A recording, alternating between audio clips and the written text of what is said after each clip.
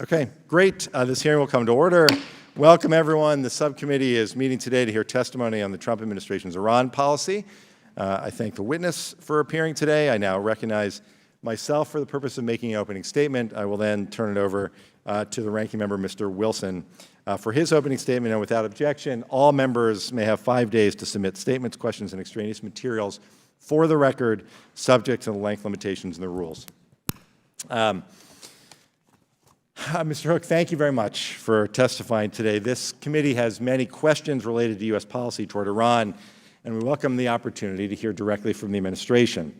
In recent weeks, relations between the United States and Iran have grown increasingly tense. This committee is fully aware of the many challenges posed by Tehran. Iran plays a destabilizing role in the region by propping up Bashar al-Assad in Syria, supporting Houthi rebels in Yemen, threatening our ally Israel, and supporting terrorist groups like Hezbollah and Hamas. Iran also continues to unjustly imprison American citizens, including Babak Namazi and his father Bakr, who is, I would point out, 83 years old and in poor medical condition, Xiu Wang, whose health is deteriorating rapidly, and Bob Levinson, my constituent, who went missing in Iran in March 2007 and is now the longest-held American hostage. To this day, Iranian leaders refuse to acknowledge their responsibility for Bob's disappearance and have not fulfilled promises of assistance in locating and returning Bob to his family. Congress stands in solidarity with those Americans and others detained in Iran. The Iranian government's behavior is appalling, and my colleagues and I unequivocally condemn its dangerous actions. This committee also has serious concerns, however, about the administration's Iran policy, its execution, and its unintended consequences.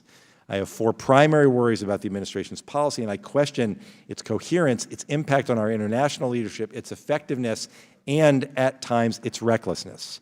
First, the objectives of the administration's policy are incoherent. Today, Mr. Hook, I understand you will say the administration seeks new negotiations with Tehran based on 4 pillars: Iran's nuclear program, its expansive ballistic missile capabilities, its support of regional proxies, and its arbitrary detention of U.S. citizens. These objectives are laudatory and worth pursuing, but on multiple occasions, senior administration officials have expressed aims that are incompatible and sometimes work at cross purposes with these goals. National Security Advisor John Bolton is a longtime proponent of regime change in Tehran. He continually questions the utility of negotiating with Iran and frequently indicates that the Iranian regime will not be in power in the coming years. President Trump regularly, including on a recent visit to Japan, said he is opposed to regime change. He has offered to negotiate with Iran without preconditions and claims that he seeks a deal solely to end Iran's nuclear program. But in a May 2018 speech, the Secretary of State, Mike Pompeo, outlined 12 conditions that Tehran must fulfill, many of which are unrelated to the nuclear issue. So therefore, there is serious confusion about the intentions of our Iran policy and whether Mr. Bolton, President Trump, and Secretary Pompeo are working at cross purposes or even to achieve the same objectives. Second, the Trump administration's impulsive actions are isolating the United States from our allies, which makes it harder to counter Iran's nuclear and non-nuclear behavior. President Trump's withdrawal from the nuclear deal known as the JCPOA undermined U.S. credibility, undercut American leadership, and divided us from our allies. Now, I am no great defender of the JCPOA, but the agreement formalized international dialogue to address any Iranian violations or flaws in the accord, and by withdrawing, the Trump administration forfeited these mechanisms and frustrated global efforts to contain the Iranian nuclear threat. Furthermore, Iran recently announced that it would increase its stockpile of enriched uranium. Rather than confronting Iranian violations or addressing gaps and sunset concerns in the deal in concert with our allies and partners during negotiations, we instead face the challenge now with a fractured international community. Those divisions also make it harder to rally our allies to address Iran's non-nuclear activities, like its ballistic missile program and destabilizing regional activities. The fact became apparent in recent days. It is highly likely that Iran twice attacked civilian ships in the Gulf over the last month, but Congress would like to see that evidence before stating it as a fact. But these attacks are unacceptable and should unite the international community. However, as the administration sought to build a broad coalition to respond, close allies like Germany and Japan responded with skepticism, while adversaries like Russia and China signaled their support for Iran and stated that they would continue to develop ties with the Islamic Republic rather than lead a unified international response to an attack on global commerce, the Trump administration is having trouble convincing even our closest allies to push back on Iran. Third, despite the administration's claims, maximum pressure policy is ineffective by the administration's own standards, deterring Tehran and countering further Iranian nuclear development. Those are the standards. And we've not seen success. The approach appears based on this assumption that faced with massive sanctions, Tehran would capitulate, change its policies, and accede to U.S. demands. In fact, the opposite has occurred as Iran escalated its regional and nuclear activities and rejected new negotiations. Sanctions have not compelled Iran to change its regional policies, which is not only my opinion, but the assessment of the head of Israeli military intelligence who made that claim several weeks back. Fourth, it appears there is no process in place to reassess the assumptions underlying the administration's policy, consider alternatives, and change course. If the current trend continues, the Trump administration is likely to find a binary choice: back down in the face of Iran's aggressive behavior or engage in military action. And rather than force Iran back to the negotiating table, the administration's policy is increasing the chances of miscalculation, which then would bring the United States and Iran closer to a military conflict. And even more troubling, the administration seems to be suggesting that military action is covered by the 2001 AUMF, which I'd remind the administration there's broad bipartisan agreement that that's not the case. To reiterate, Congress has not authorized war with Iran. Mr. Hook, I hope you will clarify the administration's view on this issue. And finally, I would just close by pointing out that the challenges posed by Iran are too grave, the risk to our international alliance is too important, and the lives of our service members too sacred for Congress to abdicate its oversight responsibility and endorse a policy that we don't understand, that confuses our allies, and most importantly, that risks U.S. national security. And with that, I will turn it over to the ranking member, Mr. Wilson. Thank you, Chairman Deutsch, for calling this timely hearing. I'm grateful that we will be joined later today by the Republican leader, Mike McCall. His presence underscores how important the hearing is today. And thank you to our distinguished witness, Mr. Brian Hook, the U.S. Special Representative for Iran, for your testimony before the subcommittee today. Iran has been a persistent threat to the United States since the Islamic Revolution of 1979. The Iranian regime is inherently hostile to the United States, and when the mullahs in Tehran chant "Death to America, death to Israel," they mean what they say, and they publish on billboards in English across the country the same chant of "Death to America, death to Israel." The Iranian regime's hostility to the United States, our interest in allies around the world, has continued unabated since 1979. Its most recent iteration came in the form of Iran's attack on oil tankers in the Gulf of Oman this past weekend. This latest attack, like all other Iranian attacks, was not the result of any one policy or another. United States policy did not cause Iran to become the world's #1 state sponsor of terrorism. Iran has been engaged in this kind of behavior since the current regime in Tehran came to power. This kind of behavior is not an aberration or escalation. It is a hallmark of the Iranian regime statecraft. The notion that the Iranian regime somehow would moderate to a point in which it would no longer support such malign activity has proven false. When Iran finally felt the economic benefits of sanctions relief under the terms of the flawed nuclear agreement, did it cut back its support to the malign activity around the world? No. Instead, Iran doubled down on support of terrorist groups. It continued racing ahead and developing the ballistic missile program. It exploited the breathing room paid for by the international community to prop up the Assad regime in Syria and increase its influence in places like Yemen and Iraq. That's part of the reason that the Trump administration withdrew from the nuclear agreement and reimposed sanctions on the Iranian regime. Initially, the Iranians believed that they could wait out the administration's maximum pressure campaign by appealing to the Europeans to try to find a way around U.S. sanctions, but they have not succeeded. Iran's economy is spiraling, contracting at a rate of 6% so far this year after contracting nearly 4% in 2018. Feeling the squeeze, the Iranian regime has decided to revert to its tried and tested terrorist behavior with the latest attack in the Gulf and its announcement this week of its intention to breach the nuclear deal. These are both tactics of desperation designed to give wind to arguments that the U.S. policy precipitated the Iranian bad behavior. The sanctions against Iran are working. We have already seen some dividends of the administration's maximum pressure campaign. Reports indicate that Iran has had to slash payments to the fighters in Syria by a third due to the pain of American sanctions. Even employees of Hezbollah have missed paychecks and lost perks. Iran's cyber unit has also lost substantial funding, and the IRGC's cuts forth budget has been reportedly cut by 17%. At the same time, the United States must prioritize bringing our friends and partners into the fight with us.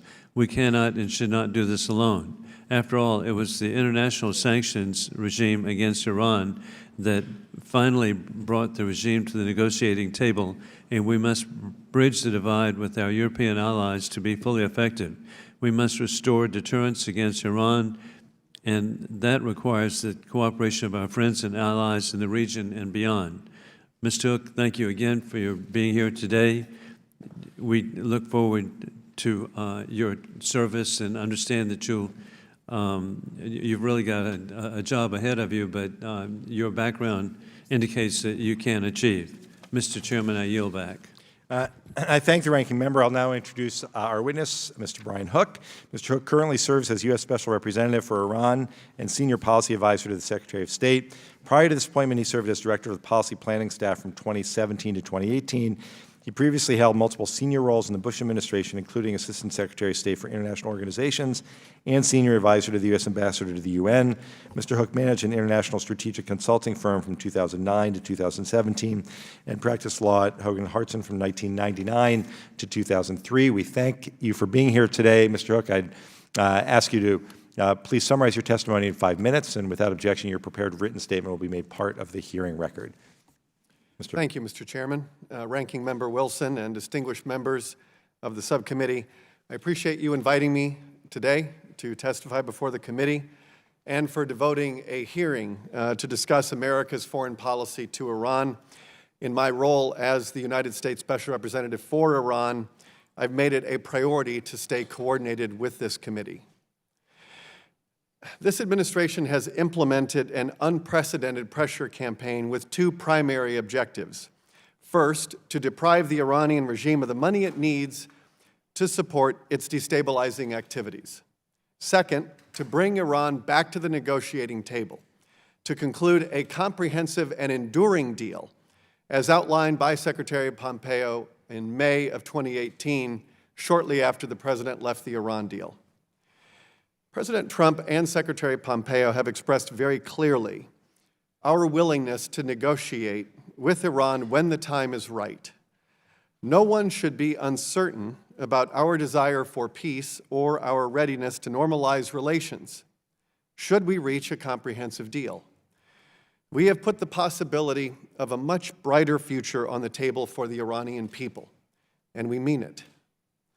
The comprehensive deal we seek with the Iranian regime should address four key areas: its nuclear program, its ballistic missile development and proliferation, its lethal support and financial support to terrorist groups and proxies, and its arbitrary detention of U.S. citizens, including, as Chairman Deutsch pointed out, Bob Levinson, who was your constituent, as well as Siamak Namazi, and Xiuye Wang, and others. Over a year ago, Secretary Pompeo laid out 12 demands describing the negotiated outcomes that we seek. We did not invent this list.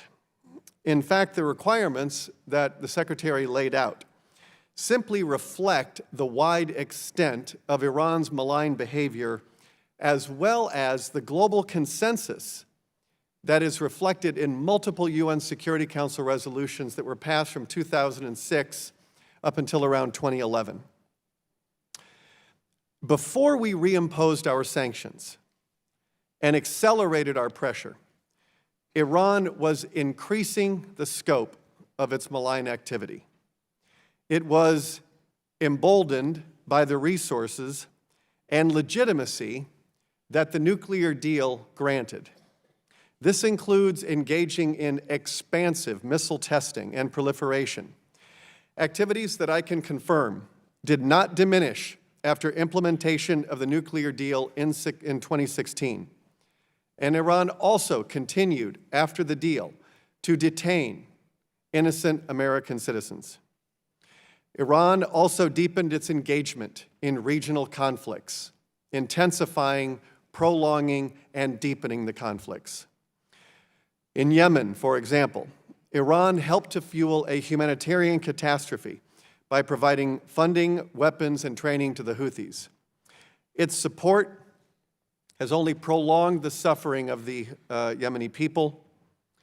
Looking at Syria, Iran supported Assad's war machine as the Syrian regime killed hundreds of thousands and displaced millions, creating the worst refugee crisis since World War II.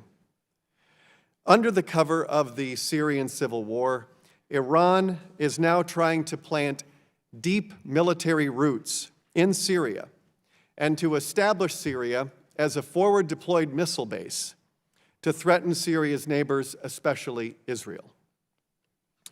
In Lebanon, Iran uses Hezbollah for many decades to provoke conflict with Lebanon's neighbors, threaten the safety of the Lebanese people, and imperil prospects for stability.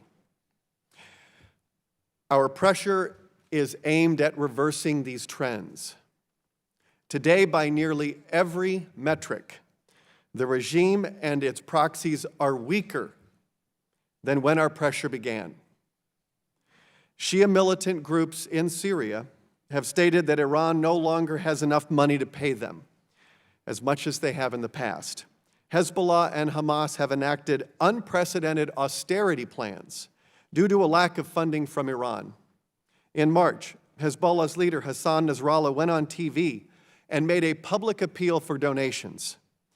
Hezbollah has placed piggy banks in grocery stores and in retail outlets seeking the spare change of people. We are also making it harder for Iran to expand its own military capabilities. Beginning in 2014, when the deal was near completion, Iran's military budget increased every year through 2017. When we put our pressure into effect starting in 2017 and 2018, in the first year we saw a reduction in Iran's military spending by 10%, and in March, their most recent budget has a 28% cut in defense spending, and that includes a 17% cut for IRGC funding. The IRGC's Cyber Command is now low on funding, and the IRGC has told Iraq's Shia militia groups that they need to start looking for new sources of revenue. Our pressure campaign is working. It is making Iran's violent and expansionist foreign policy cost prohibitive.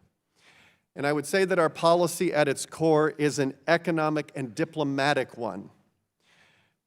But Iran has not responded to this in a diplomatic fashion. It has responded to it with violence. And we very much believe that Iran should meet diplomacy with diplomacy, not with terror, bloodshed, and extortion. Our diplomacy, our economic pressure, and diplomatic isolation do not entitle Iran to undertake violence against any nation or to threaten maritime security. Happy to wrap it up there unless you'd like me to finish. I want to be respectful of the time limit. Thank you, Mr. Hook. We appreciate your yielding back and appreciate your testimony. I'll start the questions. Mr. Hook, the Iraq War was not that long ago. I wasn't in Congress when the Bush administration was making its claims about weapons of mass destruction. Many of us weren't here then, but John Bolton was. As Undersecretary of State for Arms Control, Bolton made misleading or false statements about biological weapons in Cuba, weapons in Syria, and of course, about Iraq's development and stockpile of WMDs. Before entering the White House, he advocated for preemptive strikes against North Korea and Iran. So you can understand why many of us are uneasy when we read articles that quote former U.S. intel officials about shoehorning intelligence to fit a certain policy, or former State Department officials saying, the pattern that I've seen with Bolton then and subsequently is that he has established quite a track record of cherry-picking intelligence information that serves whatever case he's going to make. Mr. Hook, I know Mr. Bolton is not the only one driving policy, but I'm trying to lay out exactly why, despite our strong desire to take the Iran threat seriously and stop Iran's dangerous activities, there are legitimate concerns about taking the administration at its word. I appreciate that in your testimony that the policy is to avoid conflict, but there are a lot of people who fear that the policy is to provoke Iran, so the U.S. has no choice but to respond. And our job here in Congress is to make sure that we do not put U.S. men and women in harm's way without a darn good national security reason. So when Secretary Pompeo lists recent attacks, quote, instigated by the Islamic Republic of Iran and its surrogates against American and allied interests, and includes a bombing in Kabul that the Taliban had already taken responsibility for. And nearly every expert is surprised by the claim. We as elected representatives of the American people deserve to know what's behind the claim. Secretary Pompeo told the Senate Foreign Relations Committee, and I quote, there is no doubt there is a connection between the Islamic Republic of Iran and al-Qaeda, period, full stop. The factual question with respect to Iran's connections to al-Qaeda is very real. They have hosted al-Qaeda. They have permitted al-Qaeda to transit their country, close quote. I would refer you, Mr. Hook, to the 2001 authorization for the use of military force, in which it says, the President is authorized to use all necessary and appropriate force against those nations, organizations, or persons he determines planned, authorized, committed, or aided the terrorist attacks that occurred on September 11, 2001, or harbored such organizations or persons in order to prevent future acts of international terrorism against the United States by such nations, organizations, or persons. Mr. Hook, is the administration preparing to tell Congress that it has the authority to launch military action against Iran because one of Osama bin Laden's sons has been living in Iran? May I first start with the intelligence that you mentioned? I think last weekend, the House Intelligence Committee chairman said that the evidence of Iran's responsibility for the attacks is, quote, very strong and compelling. There was no cherry picking of intelligence. I understand, but I'd ask the question again. The concern, obviously, is that some of these statements that I've read suggest that the administration is prepared to say that it has the authority to launch military action against Iran because, under the 2001 AUMF, because one of Osama bin Laden's sons has been living there. How about because there are former al-Qaeda members living in or transiting through Iran? Is that enough to justify reliance on the 2001 AUMF to take military action against Iran? Well, I'm happy to answer the question. I just want to first underline, as I said in my opening statement, that we are not— I understand the policy. I appreciate No, I'm saying that. we're not seeking military action. And I'm grateful for that. I'm just talking about the concerns we have based on the statements that have been made. Is the administration preparing to tell Congress that it has the authority to launch military action against Iran because there is direct evidence of Iran having operational control over al-Qaeda? If the use of military force is necessary to defend U.S. national security interests, we will do everything that we are required to do with respect to congressional war powers, and we will comply with the law. I understand and I appreciate that. I would just ask again, is there, based on what I've laid out in the statements made by the Secretary and the National Security Advisor, do you believe that the administration could launch an attack against Iran under the 2001 AUMF? This is something which the Office of the Legal Advisor can give you an opinion on. If you'd like to submit it, that is a legal question. We will submit that. In the meantime, I would just remind you, Mr. Hook, Article 1, Section 8 of the Constitution grants Congress the power to declare war. I'd ask that you remind the President, the National Security Advisor, and the Secretary of State of that. And finally, in my remaining seconds, I appreciate you raising Bob Levinson in your testimony. I just have one more simple question. What exactly is the administration doing to help bring Bob Levinson home? When we were in the Iran nuclear deal, the last meeting of the Joint Commission, which is the members plus the EU, I was in Vienna and I requested a meeting with Iran's Deputy Foreign Minister. And I raised the cases of all of the American citizens who are being unjustly and arbitrarily detained in Iran. I demanded their release. I asked for an update for each of them. We have our special envoy, Ambassador Robert O'Brien, who is working his entire life, his professional life is devoted to this, trying to bring Americans home. We are completely committed to this. What we have demanded is that Iran release these citizens. They are innocent, and they need to be released. They know that. Conversations with the foreign ministry, which is often in the dark on these matters, not always very fruitful, but we are pursuing every avenue possible. Thank you, Mr. Hook. Mr. Wilson. Thank you, Mr. Chairman. And Mr. Hook, Iran's ballistic missile program continues to advance because of the assistance of Chinese proliferators. While the State Department has taken steps to curb this proliferation, most recently sanctioning these individuals on May 22nd, they have shown adeptness at circumventing previous restrictions and continuing to support Iran's missile arsenal. Beyond the most recent sanctions, can you elaborate on the efforts undertaken by the administration to counter Chinese weapons proliferation to Iran? We have made it very clear to the Chinese, both publicly and privately, that we will sanction any sanctionable activity. And I think nations around the world know that we have undertaken this campaign of diplomatic isolation and economic pressure with great seriousness of purpose. And I think as a consequence, we are seeing historic levels of compliance with American sanctions, especially the oil sanctions. So we have now zeroed out Iran's exports of Iranian crude oil, and we are confident that nations are going to comply with that. Whether it's an arms embargo, Iran is still under an arms embargo. I will remind the committee that that embargo expires in 17 months under UN Security Council Resolution 2231, which memorialized this deal. It also lifts the travel ban on General Qasem Soleimani. And so we need to be looking ahead.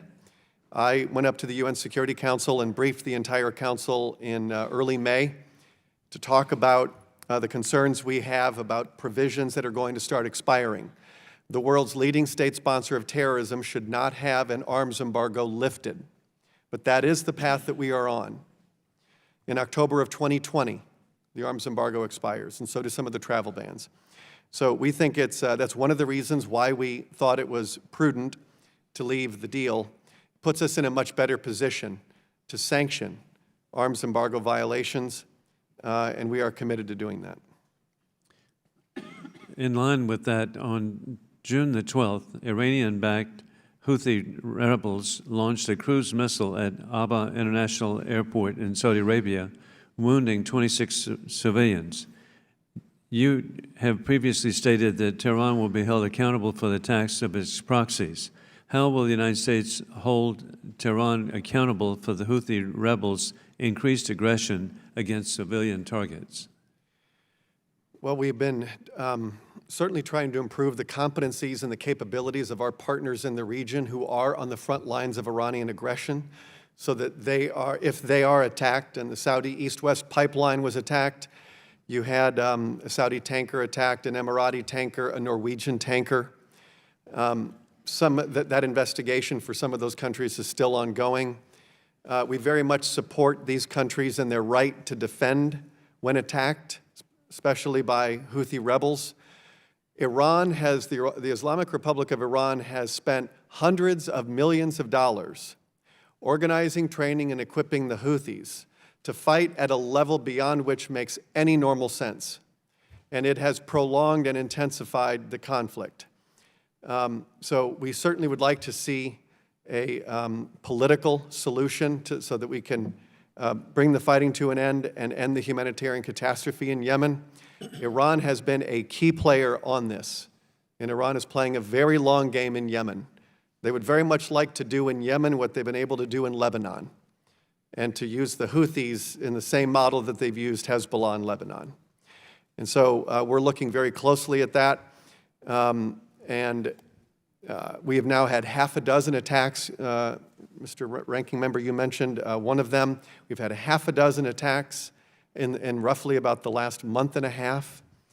And this is why we decided to enhance our force posture in the region so that we can reestablish deterrence. And with the half-dozen attacks, and now recently this week, the United Kingdom and Saudi Arabia have identified that the United States' assessment of Iran's responsibility is clear.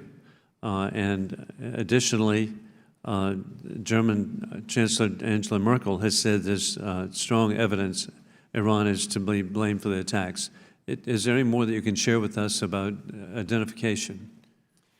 You're right, and it's important to highlight that I mentioned earlier the chairman of the House Intelligence Committee identifying Iran, but you've also had Chancellor Merkel, the UK Foreign Minister, the Kingdom of Saudi Arabia has also done that. I can just add some new information to this. Our intelligence confirms that Iranian vessels operating in and around the Strait of Hormuz on June 12th and 13th approached both the Front Altair and the Kokuka Courageous before each vessel suffered explosions. We assess this activity as consistent with an Iranian operation to attach limpet mines to the vessels. And I can also say that a senior IRGC official confirmed that IRGC personnel had completed 2 actions. So we're going to keep doing what we can to declassify intelligence without compromising sources and methods. But those who have been able to see the intelligence, and you've mentioned many of those people, all come away without any question that Iran is behind these attacks. Thank you very much. Thank you, sir. Thank you, Mr. Wilson. We're joined by the chairman and ranking member of the Foreign Affairs Committee, and I'll recognize Mr. Engel for 5 minutes. Thank you, Chairman Deutsch. Ranking Member Wilson, thank you for calling this hearing, and Special Representative Hook, thank you for appearing here today.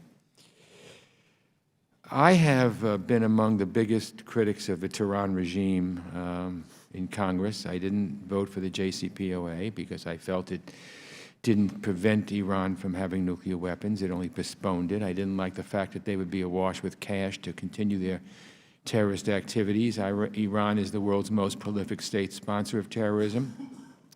Its support for the Assad regime, its abysmal record on human rights, its imprisonment of Americans, and all this harmful behavior has isolated Iran and made them a threat to our security and that of our allies and partners.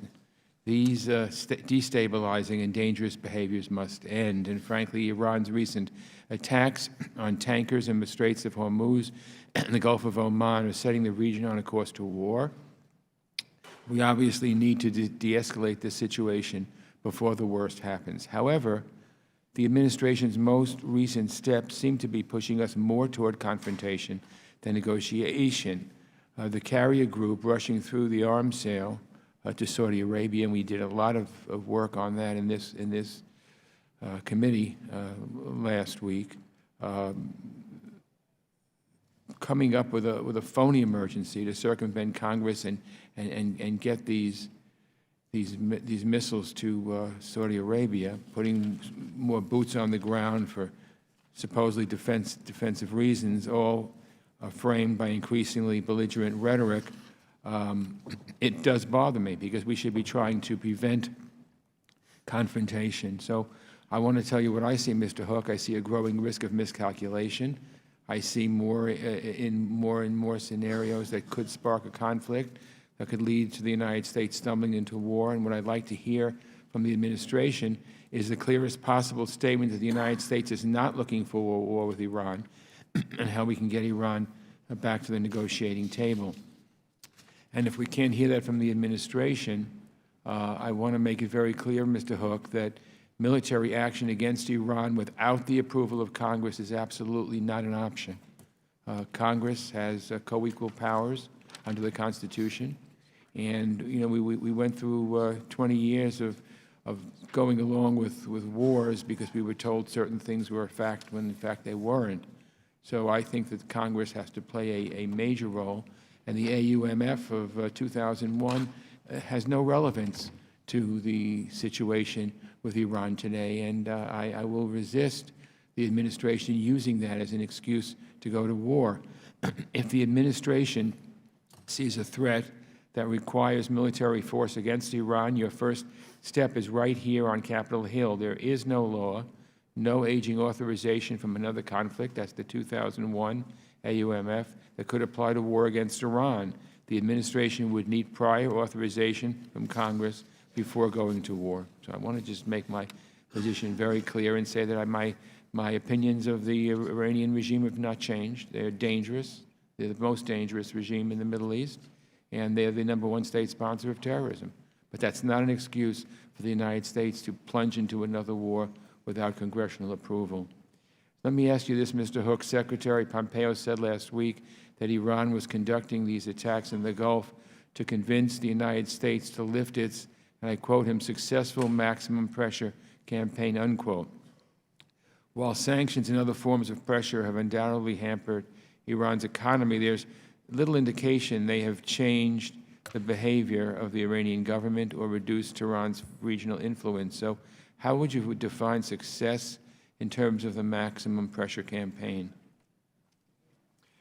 In my opening statement, I presented a number of things that we are seeing in the region that suggest that Iran's proxies do not have the financial means that they used to under the Iran deal because our sanctions are denying the regime historic levels of revenue. Iran provides Hezbollah, Mr. Chairman, I'm sure as you know, 70% of its operating budget. That's $700 million a year. The leader of Hezbollah in March had to make a public appeal for donations. It's the first time they've done that in their history. You have Shia proxies in Syria saying to the New York Times, the golden days are gone and they're never coming back. Iran does not have the money that it used to. I mentioned there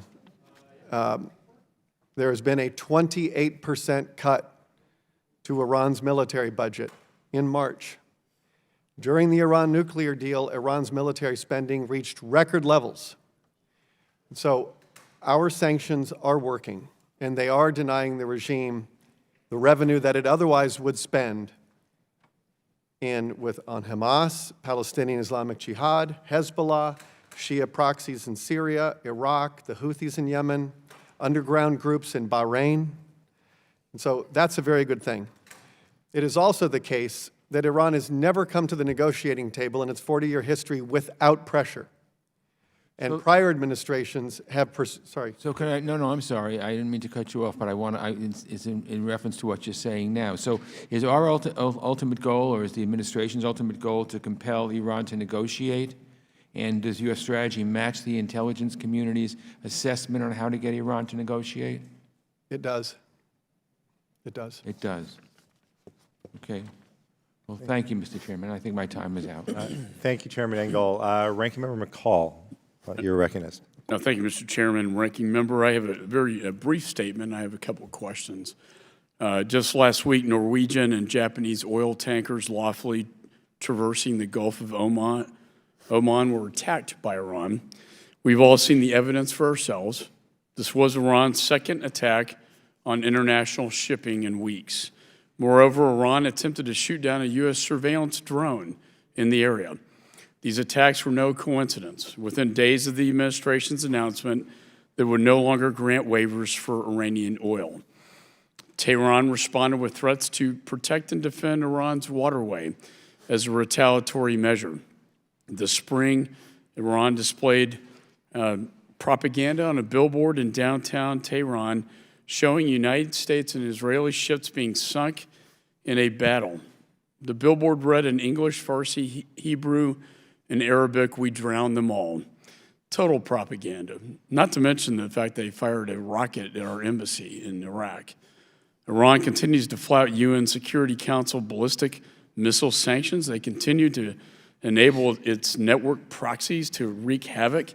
In fact, the top general in Iran called for prepare for war to the proxies. Our general said the threat is imminent. A particular concern are the Houthi attacks on Saudi oil fields and airports. The threat Iran poses to the United States goes back to 1979 and the storming of the U.S. Embassy in Tehran, and has continued with the deaths of 600 servicemen from 2003 to 2011, which Iran bears responsibility for. In May, the threat to U.S. personnel in Iraq was judged so significant that many of our diplomats were evacuated. A few days later, as I mentioned earlier, a rocket landed near the U.S. Embassy in Baghdad. Iran's announcement that it will begin enriching and stockpiling uranium in violation of international commitments should concern everyone on the planet. All of these actions reveal desperation on the part of Iran. In my view, the sanctions are working. It is crippling Iran. It's crippling their economy. They are cash-starved, and Hezbollah now is begging for cash. To me, these are all positive signs. Their cries for attention are a call for action for the United States and our allies. I believe our maximum pressure campaign is working. We must continue to meet their aggression with forceful diplomacy. I believe all of us, the administration, Republicans and Democrats on the Hill, agree that peace is preferable to war. No one wants to see military action against Iran, but rest assured the United States will be prepared to respond to any attacks against our security and security in the region. My question has to deal with the 1,000 troops that have been deployed in the region and our military assets, and what is the purpose for their presence, and do we have any contingency military plans? Thank you for your statement, Mr. Ranking Member. Yesterday, Secretary Pompeo and I traveled to Tampa, Florida, and met with the new commanding generals of both CENTCOM and SOCOM. We had very good discussions while we were there. We want to make sure that we are deeply coordinated with the Defense Department across a broad range of issues. As you pointed out, we have sent about 1,000 additional troops to the region. The decision to deploy to expedite the passage of the USS Abraham Lincoln Carrier Strike Group was made on May 3rd. We started in late April and early May, started to receive very credible and very disturbing intelligence threat streams that Iran was plotting attacks against American interests in multiple theaters. And the President and his National Security Cabinet were in agreement that we needed to enhance our force posture in the region, which we've done. We think that that has helped to decrease the risk of miscalculation. And a lot of what we were concerned about at the time has not come to pass for the time being. We have not relaxed our vigilance against these threats from various vectors. And I think we have put in place the right kind of policy to restore deterrence against these attacks. What we have seen so far have not been on the scale that we have expected, but that does not mean that Iran is not capable of doing those things. But we have made it very clear that there will be severe consequences if Iran does go down that road. I appreciate your message of deterrence and defending our allies in the region and our interest and commerce in the Straits of Hormuz, which is vitally important to energy throughout the world. I just want to conclude with this, Mr. Chairman, that in our Department of Defense approach bill that we will be voting on, there is a repeal. You talked about the AUMF, and I think it is something this committee, if God forbid we do go to war with Iran, which I don't think will happen. I think I think as Churchill talked about, weakness invites aggression. Reagan talked about strength through peace, peace through strength. You're showing strength. But in this DOD approach bill, it repeals the 2001 AUMF without a replacement. That would mean, Mr. Chairman, that all global counterterrorism operations worldwide will be unauthorized by Congress. I think this is a very dangerous move. I think we should reconsider that bill that's going to be voted on this week before the Congress, and with that, I yield back. I thank Ranking Member McCall. Mr. Trone, you're recognized. Thank you, Mr. Chairman, and thank you, Secretary, for your service. Like my colleagues, I'm concerned about what looks like deliberate attempts by the U.S. To be on a war footing with Iran. I'm not convinced it's an effective way to bring Iran to the negotiating table, if that's indeed what President Trump wants. But I'm also interested in what's our end game. There's roughly 40 million of the 80 million folks in Iran that are on the young side, 25 to 54. They're going to be here a long time. and many of those folks have very pro-American attitudes. How do we seek to work with those younger folks that have a pro-American attitude for a better future for them, yet still hold a tough line with the regime while letting the others know we're open? Thinking long-term, 5, 10, 20 years down the road would be a better move than just thinking about short-term. What are your insights in this area? It's a very good question. The longest suffering victims of the Iranian regime are the young people of Iran. And whenever there have been major protests, the regime has responded with brutality. And it has been very hard for an organized opposition to emerge in Iran in the way that Solidarity emerged in Poland. So, in fact, much of the energy that you see in Iran today is through the women's movement and protesting the mandatory compulsory wearing of the hijab. As you sort of look at our new foreign policy to Iran, it certainly has a diplomatic piece. It has a piece to restore deterrence. One of the most important pieces has been standing with the Iranian people. I recently, a few months ago, taped a video message to the Iranian people outside of the Iranian embassy, which is on Massachusetts Avenue. And I contrasted how we have taken care, the State Department, under its obligations, international obligations, has maintained this embassy. The Iranian regime has turned our embassy into a museum of the Islamic Revolution with "Death to America" spray-painted in signs around the embassy. The Iranian people do not believe in death to America. We believe, as you said, that they are pro-American. And this regime has divided, I think, the Iranian people and the American people in ways that obviously for 40 years have been tragic, I think, for the Iranian people. We're going to continue to stand with them. Much of what we're demanding on that list of 12 are the same demands the Iranian people are making.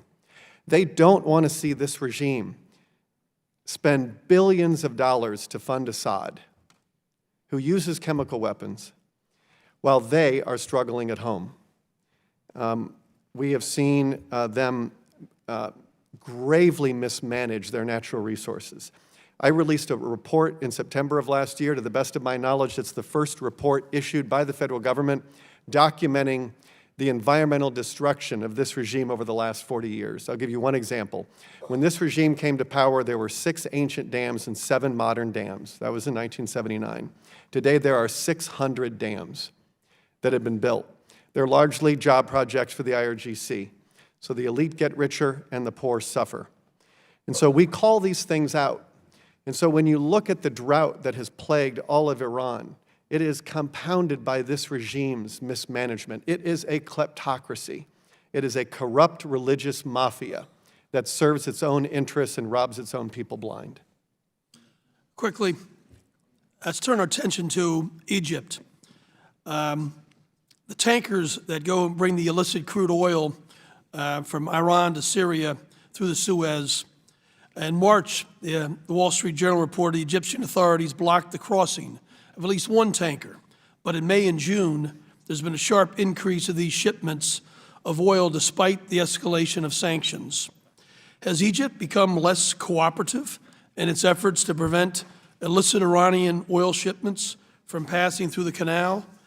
And in the state's view, does Egypt have an obligation to prevent the oil shipments passing through the canal? You've asked the right question. It's a very good question. I have made trips to Egypt. Secretary Pompeo has. My colleagues on the National Security Council have traveled there to discuss the very issues that you've raised. Egypt does have to administer the Constantinople Convention as the operator of the Suez Canal. It has certain obligations and responsibilities under that convention. We have had many discussions with them about that.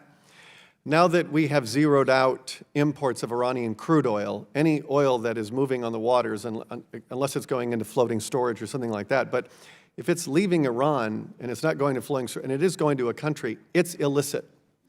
And we We have sanctioned it. We have already sanctioned some illicit oil, and we will continue to do that.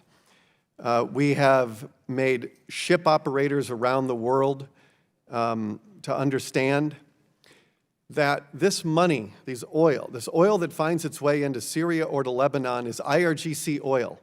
Now that we have used congressional authorities to designate the IRGC and the Quds Force as a foreign terrorist organization, that allows us to prosecute and to hold people criminally liable as a felony the material support to the IRGC and the Quds Force. So we plan to use that authority vigorously. We have used it vigorously in the context of Hezbollah, and we will use it in this context, and we believe there's an opportunity there. We do not believe that any port operator, any ship operator should take on the liability of working with Iranian tankers. Thank you. Mr. Kinzinger, you're recognized. Thank you, Mr. Chairman, and again, sir, thank you for being here and for your service. I think it's important at the top of this that we note that when we talk about Iran, we're talking about the government and not the people, two very different things, and I think that's important to distinguish. I think it's interesting in all this. I remember prior to this administration still having concerns about Iranian attacks to troops and interests in the region, so it's not like this is something that's popped up with the election of President Trump. I mean, specifically in our counter-ISIS campaign, there was a lot of worries about what would happen to the re-energized Shia militias in Iraq. And so a quick point to the, I would say some, not my friends necessarily on the other side of the aisle, but things we hear the Blame America First crowd that use Cuba, for instance, and Venezuela as a great example of how to do governance. First off, 9/11 was not an inside job. The Bermuda Triangle is not aliens. We landed on the moon, vaccines saved lives, and Iran did the attack in the Gulf. And that's, I think, the biggest thing to understand. You continue to see the conspiracy theorists that pop up that can take any amount of evidence and try to cast blame and say it's a false flag. And usually we relegate those to the very extremes of political discussion. But I think sometimes we're seeing that enter the more mainstream now because, frankly, some people have let politics get in the way of good foreign policy. And I think another point is, look, innocent Iran is not the result of, meanie Americans. The reality is this has been a battle against the United States, our interest, Israel's interest, and our allies' interest for a very long time, for 40 years. I want to ask you a few questions, though. Thinking of Lebanon specifically, is Hezbollah better off with the deal in place or without the deal in place? And I'm going to ask a series of kind of quick ones, so. When we were inside the Iran nuclear deal, we were not able to use any of our energy or financial sanctions. The energy sanctions come to about $50 billion in revenue, and that is the amount of revenue that a policy of zero imports of Iranian crude oil can achieve. So I just was in Lebanon, and what I'm hearing is Hezbollah is not better off now. It's not. Because of... It is not. So Iran has less money to spend today on its proxies than it did when this administration took office. And how much humanitarian aid has Iran sent to the Houthi rebels in Yemen, or to the Houthi population in Yemen? I'm not aware of any aid that has gone from Iran to the Houthis. How many people do we estimate have died in the Syrian civil war? A general estimate? I believe it's around 500,000 who've died in the Syrian civil war, and hundreds of thousands have been displaced. Do you think Assad could have survived without the help of Iran? I think it's a very open question. It's certainly that Iran deployed 2,500 IRGC fighters, and they recruited 10,000 fighters from Afghanistan and Pakistan and other parts, so that together that's 12,500 troops that Iran organized. They gave Assad $4.6 billion in lines of credit and billions of dollars in revenue. It would have made a big difference had Iran not been on the field. And I'll mention that was during the existence of the Iran nuclear deal. Approximately, I don't need the number, but generally, do you know how many Americans died in Iraq as a result of Iran? 603 Americans were killed by Iran. That is 17% of the total casualties during the Iraq War of Americans who were killed. Do you know in the last, say, 20 years, how many U.S. military open strikes have we done in Iran? 0. Do you, let me ask you another, do you see strong nations that are confident in their future sabotaging oil tankers? Is that a typical kind of thing? It is not a pattern of behavior we've detected in the region. Has the U.S. ever put limpet mines and sabotaged oil tankers? No. And I want to ask, mention a quick point about the Iran nuclear deal. So this was actually signed into law in 2015. The year obviously now is 2019. It's been 4 years, and as we all know, time flies by. And so if you think about that fact, it's pretty incredible. So I want to advance basically 4 years, so that amount of time ahead today. So in 2020, the UN ban on Iranian arms exports and imports will lift under the Iran nuclear deal. In 2023, so basically an exact amount of time from 2015 to today, again, the UN ban on assistance to Iranian ballistic missiles will end. Ban on manufacture of advanced centrifuges will begin to expire. Assuming congressional approval, U.S. nuclear sanctions will lift. And in that time again, in 2025, snapback provisions will expire. In 2026, the cap on IR-1 centrifuges will lift. The ban on replacing those with more advanced models will expire.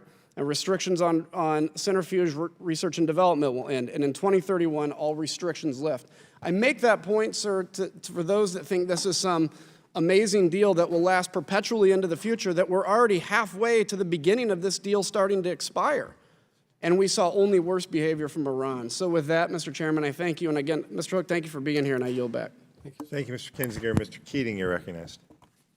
Thank you, Mr. Chairman. I'd like to initially say that, years ago when I was in Iraq, just hours later, I did see a rocket-propelled, Iranian rocket-propelled explosive device take the lives of American soldiers that I was eating with just hours before that.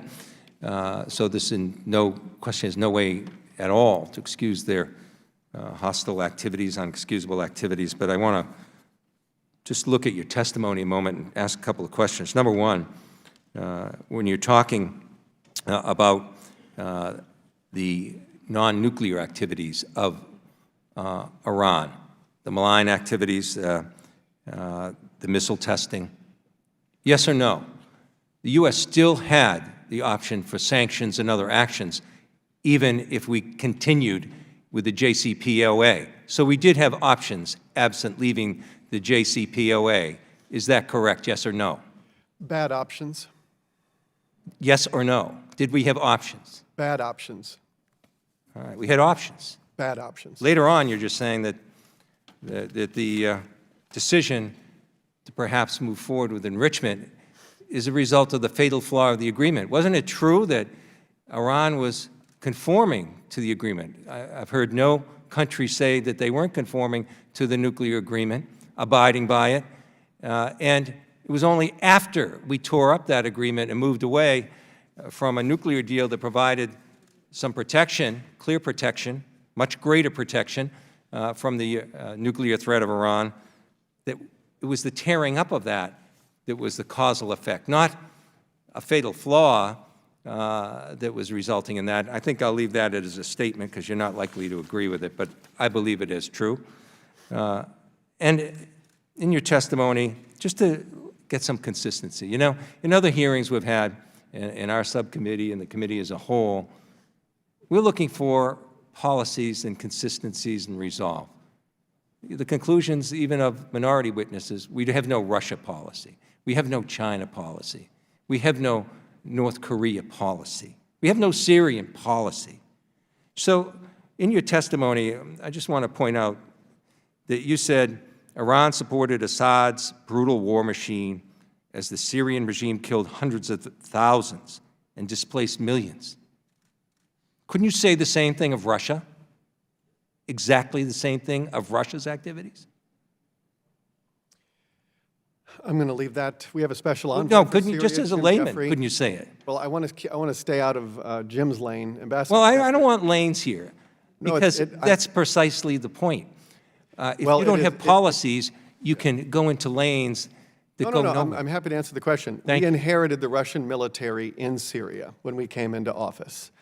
And so we had options as we were facing ISIS. The president made as his #1 priority the defeat of ISIS. He and Secretary Mattis put into effect a policy that achieved that objective. And so we are very pleased with what we've been able to do to end the territorial caliphate that existed in Iraq and Syria. But you said in your testimony, as part of the rationale, with Iran is Iran supported Assad's brutal Yes. war machine in Syria. It killed hundreds of thousands, displaced. I could make the argument that Russia was more pivotal than any country in turning the tide there, and more responsible than any country other than Assad himself. I mean, so what's the consistency with Russia? Why aren't we dealing with that issue with Russia? In my statement, I did not say that Iran had eclipsed Russia in culpability. You left it out. I'm the Iran envoy. So Okay. I cover Iran. I'm trying to make clear what Iran is doing in Syria. This is the frustration we're having with the administration. Everyone has their lanes. Everyone won't speak. You can't deal with lanes when you're dealing with policy. Well- And there's no overarching policy, and it's moving closer to conflict in this instance. I mean, we're reaching a very serious stage here. Can you just explain to me, finally, in the few seconds I have left, what is that thread from the initial authorization to use military force that exists now, they've been using? Explain to me the thread of how that could be used in this Iranian situation and the current conflict we're in now. To me, the thread doesn't exist. So explain to me where that thread is. And what do you mean by the thread? Which thread? The thread that pulls together the authorization to use military force that we're using against terrorists and extremists currently. How does that apply to Iran? I don't see a connection at all. We have not used military force against Iran. We have enhanced our force posture in the The region. Secretary said just 2 months ago that that's on the table, that could be used absent action from Congress. So you're here in your lane representing the Secretary who said that that's something they could do. So I want to explain, since you're here and not the Secretary, I want to ask you, where's the connection? I see none. I think you have to go to Congress to act in any kind of kinetic actions with Iran, absent our instant self-defense. I had answered that question earlier for the chairman. I'm happy to repeat the answer. Please. We will do everything we are required to do with respect to congressional war powers. No, I asked, that's and not we will answering the comply same with question. the law. Where's the thread? Where's the connection? That's not the same question. I'm happy to explain this as best I can.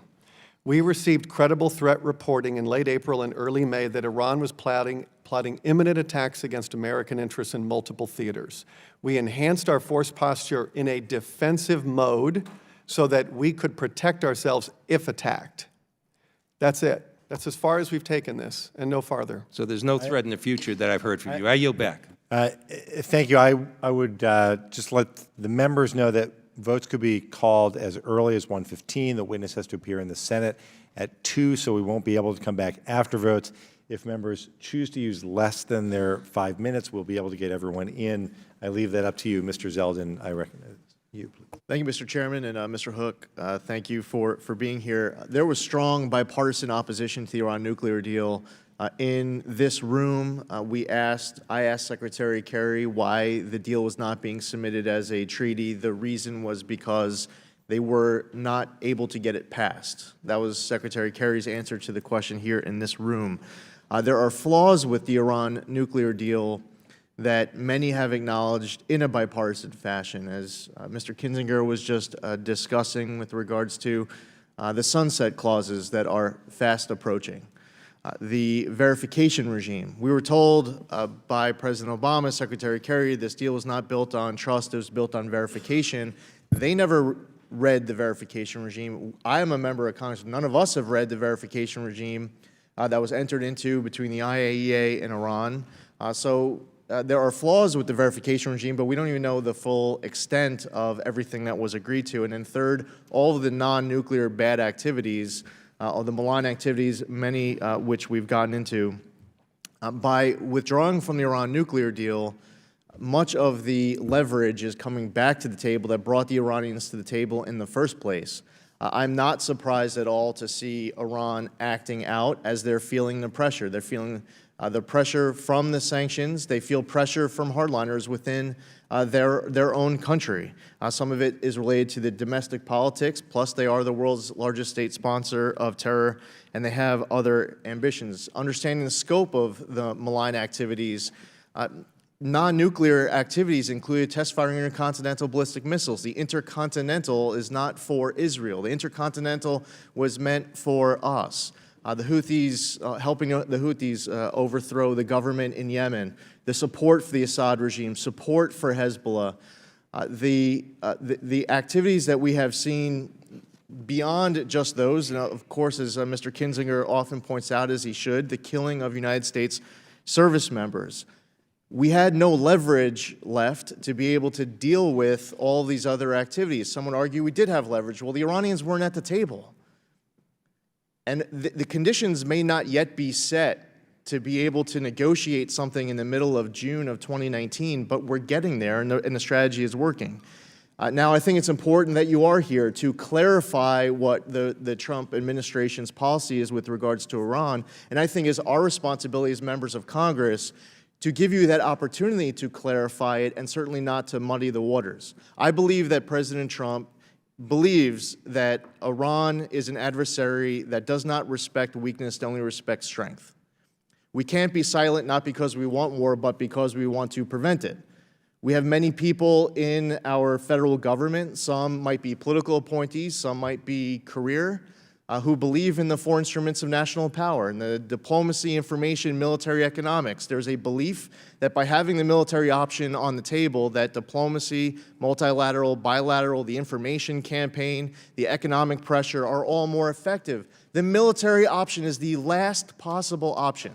I've spent a lot of time with the President of the United States, and we've discussed this topic. The President does not want to go to war with Iran. The President of the United States does not want to go to war with Iran.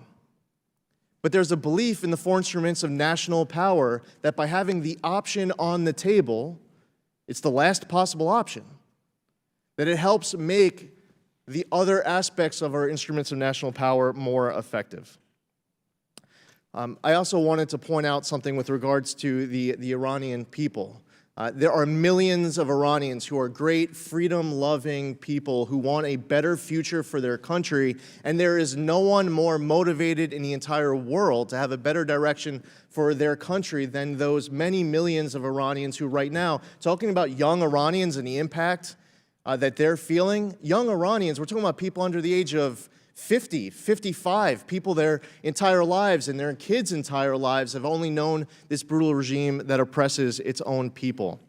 With the brief time that we have left, have there been any ways prior to exiting the JCPOA that Iran violated the letter of the JCPOA? Could you say that one more time?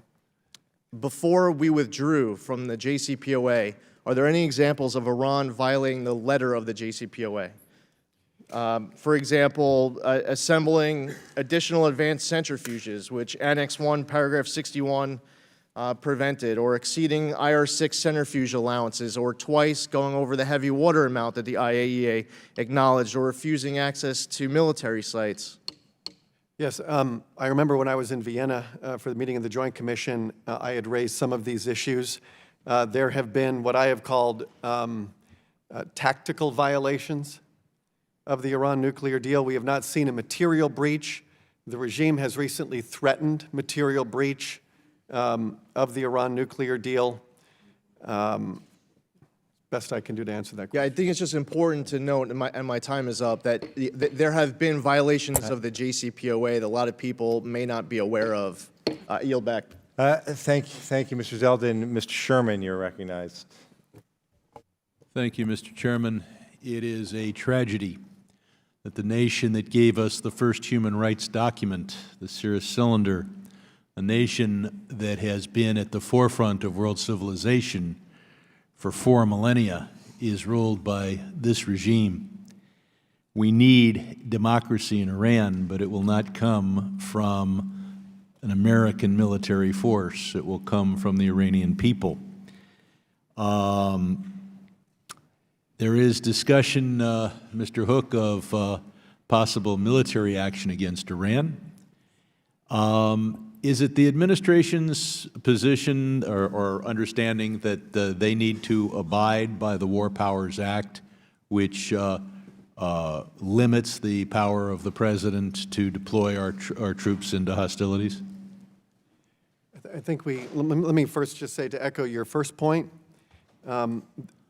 let's be very clear. The future of Iran will be decided by the Iranian people. Can't say that enough times. And I would add that the United States has in the past sponsored democracy conferences, reached out through the State Department, Bureau of Democracy, Human Rights, and Labor, and that America can provide some assistance to those working for democracy in Iran.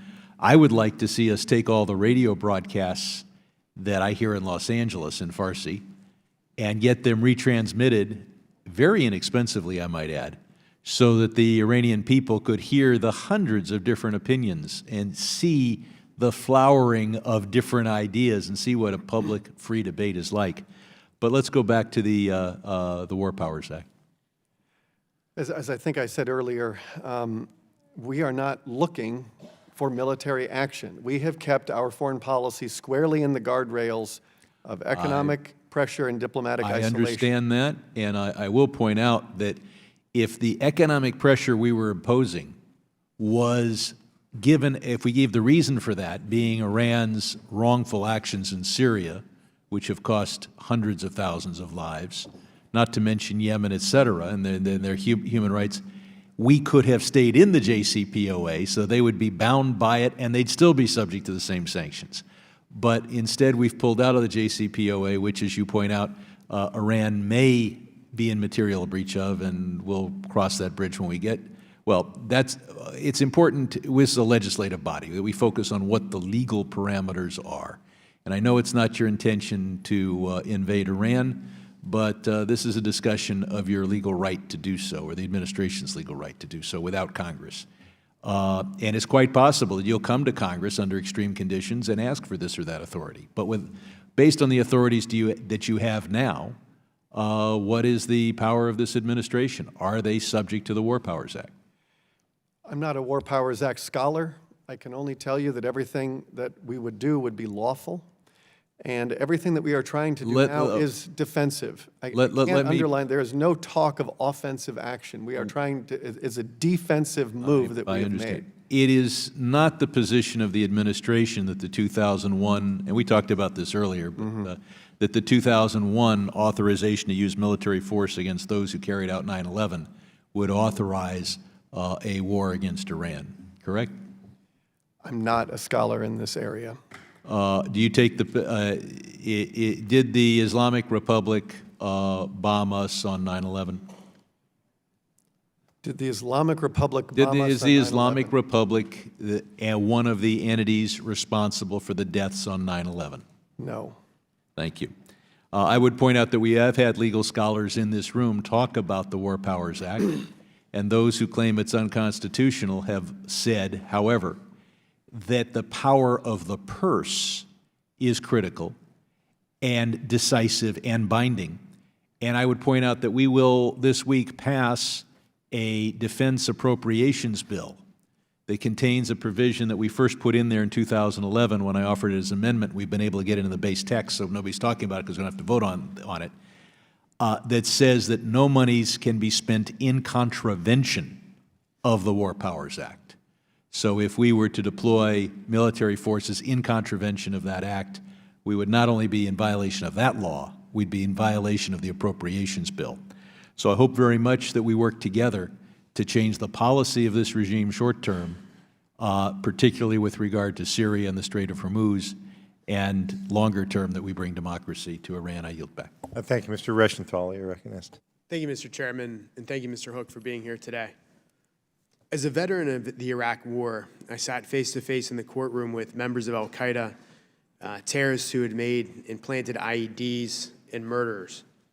I saw firsthand the successes and the failures of U.S. foreign policy in the Middle East.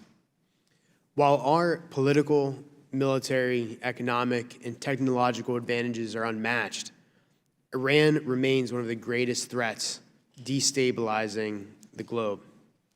As the world's largest state sponsor of terror, Iran continues to sow chaos in Yemen through the Houthi proxies, continues to fund Hezbollah in Lebanon and across the world, continues to prop up the Assad regime in Syria, and chants death to America in its capital of Tehran. Mr. Hook, can you explain the larger strategic benefits and goals of the U.S.-Saudi relationship and the negative impacts of abandoning that relationship as it pertains to U.S. national security interests in Iran? I think you see our foreign policy emerging quite clearly in Riyadh. The president's first trip overseas was to Saudi Arabia. They had brought together, I want to say, 55 Arab Muslim nations. It's one of the largest gatherings that anyone can recall. The president spoke, King Salman spoke, and we talked very much about the need to confront extremism and to counter extremism. And we also want to, as part of burden sharing, America, the experiences that you described, there are so many people who can talk about that in our military. And we are doing everything we can to expand burden sharing. And that requires improving the capabilities of our regional partners so that they can be a counterweight to Iran. And that reduces the burden on us to provide the levels that we've done historically. And so whether it's Saudi Arabia or UAE or Jordan, Israel, a number of countries in the region, we very much want to see them in a position of strength and in sovereignty. Iraq, we very much want to see Iraq strong, stable, and sovereign. We want the Iraqi military to have a monopoly on military force.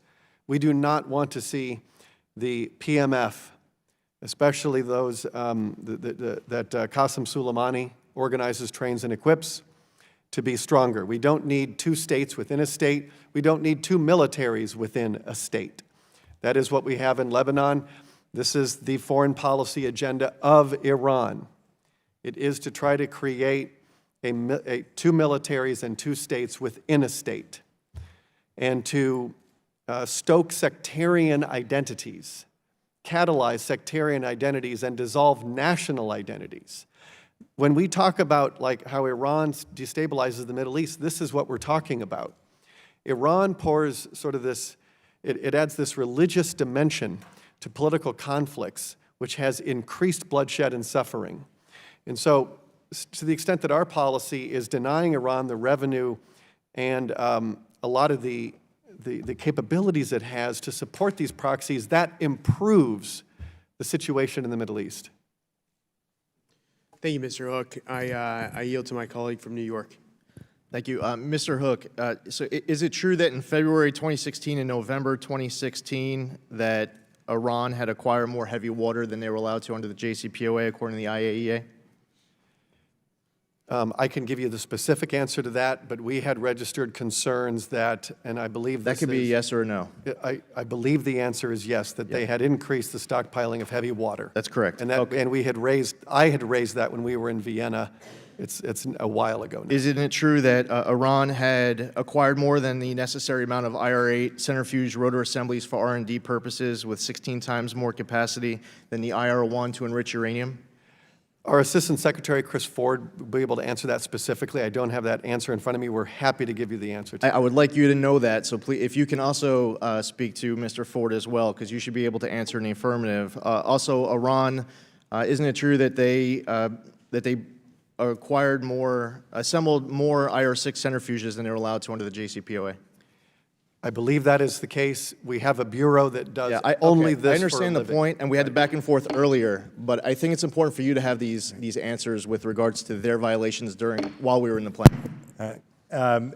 Thanks. Votes have been called. We're going to keep going as long as we can. Mr. Liu, you're recognized. Thank you, Mr. Chair. Thank you, Mr. Hook, for being here. I agree with you that Iran is a malignant state actor. That is a totally different issue as to who is authorized to allow force to be used against another country. So under our Constitution, does the President have the power to declare war? I think this is a discussion It's about not a the trick UMF question. again. Under our Constitution, does the President have the power to declare war? It's just a yes or no. We are Okay, all right.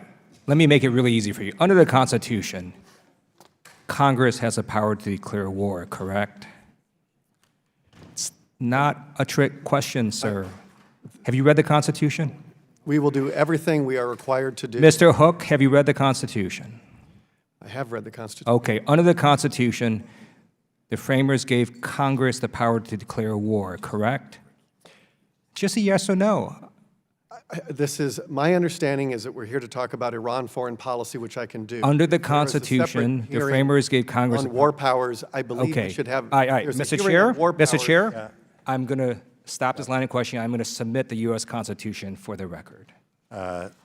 Without objection, Okay. Article 1. Now, Section let's 8 in ask particular. about crafting Iran policy. You would agree, wouldn't you, that in crafting Iran policy, or actually any policy in the State Department, you want employees who have expertise in that subject area, isn't that right? We have many experts on Iran in the State Department. Okay. And you have career employees that have worked in prior administrations, both Democratic and Republican, and they go through different administrations. It would not be appropriate to remove a career employee simply because they worked in a administration of a different party, correct? That is a personnel question that I would refer you to the personnel Not a trick department question. on. We don't remove career employees because they happen to be working in a prior administration, isn't that right?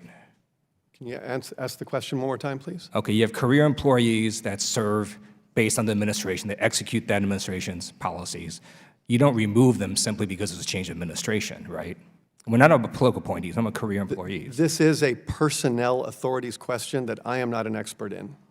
So you think it's okay to actually No, I remove didn't a say career that. employee? You're asking me I'm not an HR. I'm I don't asking work really in HR. simple questions. No, but you're asking an HR question. I don't do human Okay, resources. all right. Is it appropriate to remove a career employee because of national origin?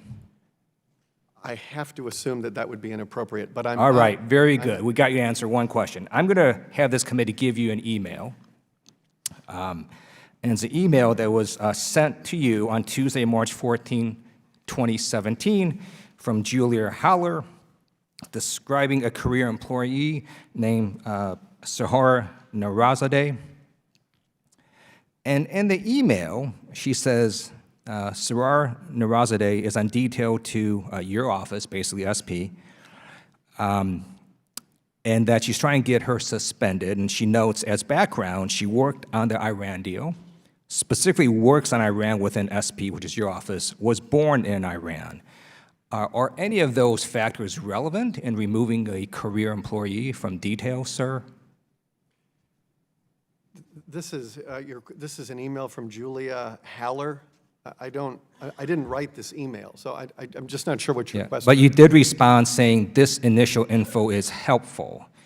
Is it helpful to know that a career employee worked on the Iran deal, works in your office, and was born in No, Iran? because if you look at I'm looking at this in real time now. It says this official permanently belongs to NEA as a career conditional employee. I asked, what does career conditional mean? Look, You said this initial info is helpful. Is it helpful to is- know her national origin? Congressman, as you know, there is an Inspector General report on this very subject that you're asking about. I am looking forward to the release of that report, and it would be improper for me to comment on this matter until that review has concluded. Okay, thank you. So Saudi Arabia is viewed by this administration not only as a U.S. ally, but also as a counterweight to Iran in the region. Is that correct? Saudi Arabia as a counterweight? They Yes. oppose Iran. Saudi Arabia is regularly attacked by an Iranian surrogate. Okay. The UN today reported that the Crown Prince of Saudi Arabia should be investigated for murdering Jamal Khashoggi. Do you agree with our own CIA's assessment that the Crown Prince ordered the murder of U.S. resident Jamal Khashoggi? On the subject of that, Secretary Pompeo has made it very clear that we are determined to hold every single person who materially responsible accountable. The Saudi prosecutor has taken important steps toward accountability for the tragic killing of Jamal Khashoggi, but more needs to be done. Thank you. I look forward to you holding the Crown Prince accountable. I yield back. Thank you, Mr. Liu. Mr. Watkins, you're recognized. Thanks, sir. Thanks for being here, Mr. Hook. Does the administration hold the long-held belief to assure freedom of navigation throughout the Persian Gulf, Strait of Hormuz, and other waterways? Yes, it's an important national security and economic priority. Last week, the president tweeted, it is too soon to even think about making a deal. They're not ready, neither are we. What do you believe it'll take in order for Iran to begin negotiations, sir? From the time we left the deal, we made it very clear that we want a diplomatic solution to the broad range of threats that Iran presents to international peace and security. We have made that repeatedly. The President has done it repeatedly, that he is ready to sit down. Secretary Pompeo said he will sit down without preconditions. President Trump endorsed Prime Minister Abe making an historic visit to Iran to pursue a diplomatic outcome and to lead to talks. The supreme leader of Iran put out a few tweets that made it very clear that he will not even listen to the president. And then for good measure, he attacked a Japanese-owned tanker. Iran continues to reject American overtures for a diplomatic solution. And we have seen no relaxing of that. And we have made it also very clear that Iran can either start behaving like a normal country or it can watch its economy crumble. And we are committed to driving up the costs of Iran's violent foreign policy. Final question, Mr. Hook. The regime in Tehran is one of the world's worst human rights abusers. How does that, or does that, and how does that weigh into the calculus of our dealings with Tehran? In September, I put out a report that was released during the UN General Assembly, and I devoted an entire chapter to Iran's human rights violations. I'll give you one example. There was one Canadian Iranian who founded I think it was the Persian Wildlife Foundation. He was arrested and then died in prison. You have Iranians who protest because they want clean air and they want clean water and they want to protect wildlife, and the regime responds by killing them. You have women around Iran who are denied their basic dignity. And so we stand very strongly with the Iranian people, especially Iranian women. Yes, we do. Thank you, Mr. Hook. Mr. Chamberlain, you're back. Thank you, Mr. Watkins. I now recognize Mr. Malinowski. Thank you. Let me start by echoing the chairman's comments about our hostages, including Bob Levinson, whose family are constituents of mine. And I just really hope that we prioritize this diplomatically and not subsume it in a sea of demands that are much less likely to be met in the near term. And now I have a few questions. Sir, the President in recent days has said that the Iranian attacks on the tankers in the Gulf were very minor. What did he mean by that?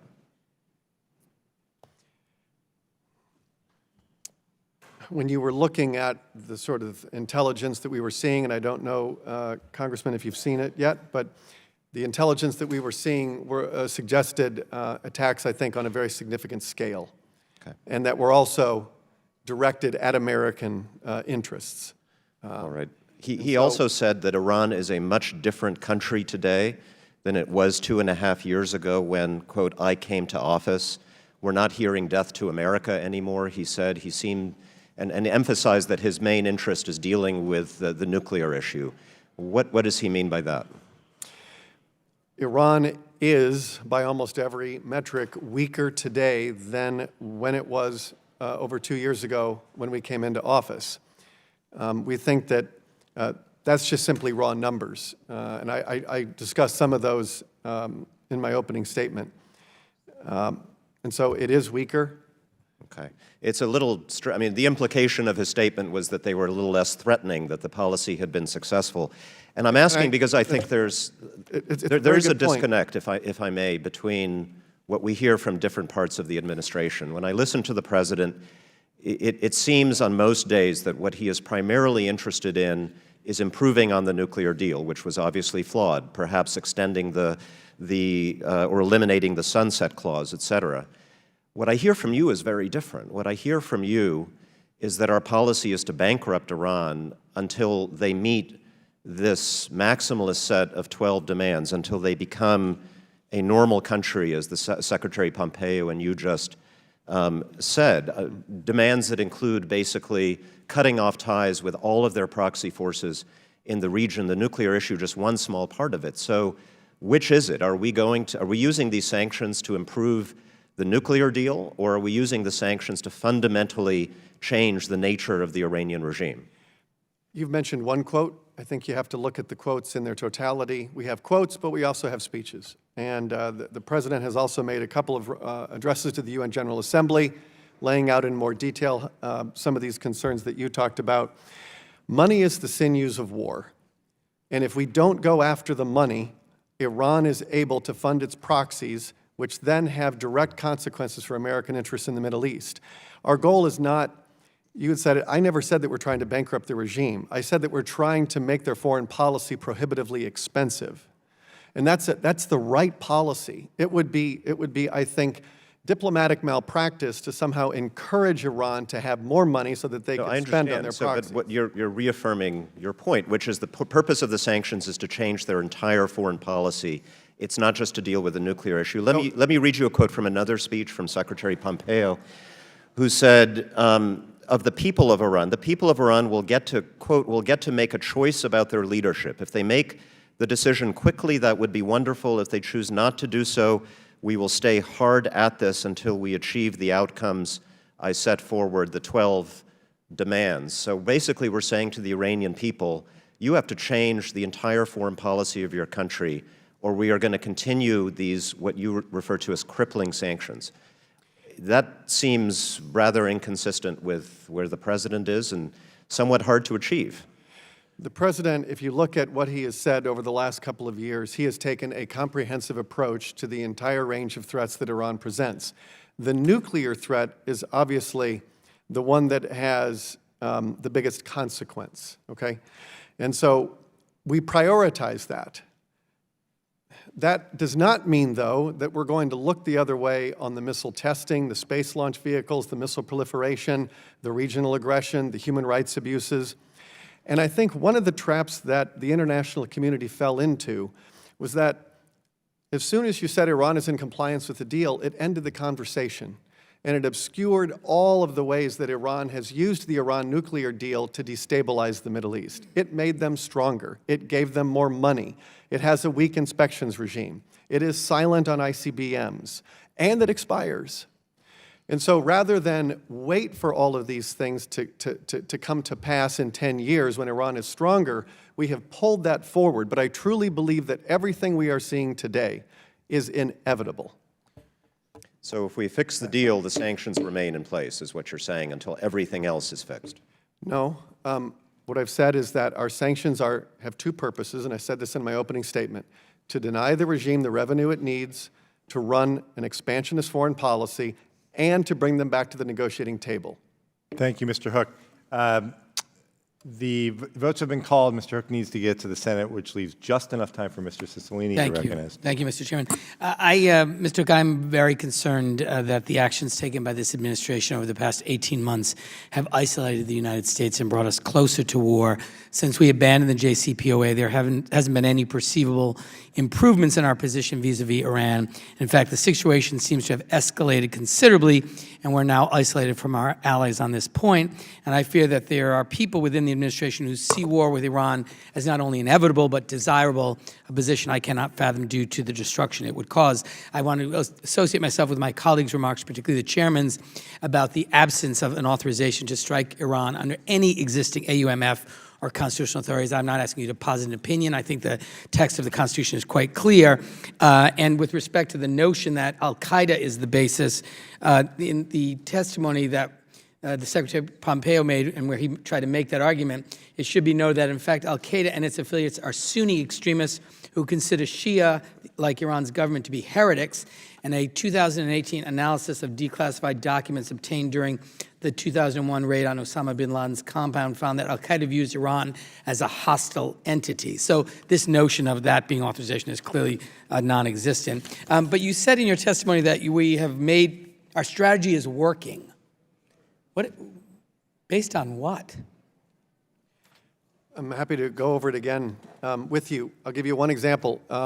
Under the Iran nuclear deal, Iran's military spending reached record highs. In this administration, the first year it was down 10%, and then starting in March, it's down 29%. So a strategy, I guess That's maybe the question really is, what's the significant. strategy is to achieve what objective? Maybe that's the question. Our strategy is to get to a new and better deal that we would submit to the Senate as a treaty. Okay. Which is a mistake that the prior administration, we think that the last deal should have been submitted to the Senate, and they went around the Congress and they found the votes in the UN Security Council. That's sort of rich on the sort of the moment that Iran is about to increase its capabilities to, in fact, develop a nuclear weapon as a result of us walking away from the agreement. But, you know, Secretary Pompeo in May of 2018 stipulated a list of 12 behavior changes by Iran that would meet U.S. conditions for normalization.